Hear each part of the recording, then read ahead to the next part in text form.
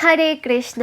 আজকে আমরা এসে গেছি শ্রীমদ্ ভগবদ্ গীতার সপ্তম অধ্যায় নিয়ে। তো এই সপ্তম অধ্যায় কি আছে চলুন আমরা একটু জেনে দেখব।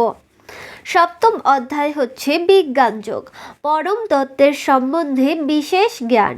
পরমেশ্বর ভগবান শ্রীকৃষ্ণই হলেন পরম তত্ত্ব। আমরা বুঝি না মাঝে মাঝে কৃষ্ণ ভগবান, কৃষ্ণকে আমরা সেই সব বুঝি না, কিন্তু কৃষ্ণস্তু ভগবান, কৃষ্ণ হলো আমাদের ভগবান। তো এই ভগবান সম্পর্কে আমাদের জানতে হবে, শ্রীকৃষ্ণই যে পরম তত্ত্ব সেই সম্পর্কে জানতে হবে। সর্বকারণের পরম কারণ এবং জড় ও চিন্ময়, জড় জগৎ এবং চিন্ময় জগৎ এর উভয়েরই বিষয়ের প্রাণ শক্তি। এই যে দুটি বিষয় আছে, জড় শক্তি এবং চিন্ময় শক্তি, জড় জগৎ এবং চিন্ময় জগৎ, এই দুয়েরই প্রাণ শক্তিকে, সেই প্রাণ শক্তি হলো ভগবান, পরমেশ্বর ভগবান শ্রীকৃষ্ণ।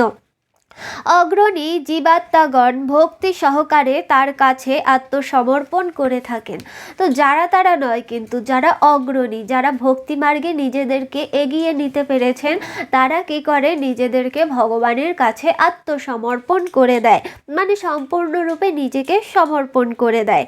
তারপরে পক্ষান্তরে অধার্মিক জীবাত্মারা অন্যান্য বিষয়ের ভজনায় তাদের মন বিক্ষিপ্ত করে থাকে।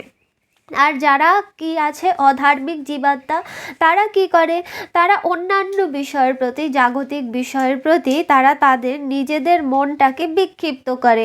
আর তাতে কি হয়, তাতে তারা ভগবানের থেকে দূরে সরে যায়। আশা করি আপনারা এই অধ্যায়ের সারমর্মটিও বুঝতে পেরেছেন। বাকিগুলো বুঝতে হলে অবশ্যই এখানে যে রিলেটেড ভিডিও আছে সেখানে ক্লিক করুন এবং জেনে নিন। রাধে রাধে।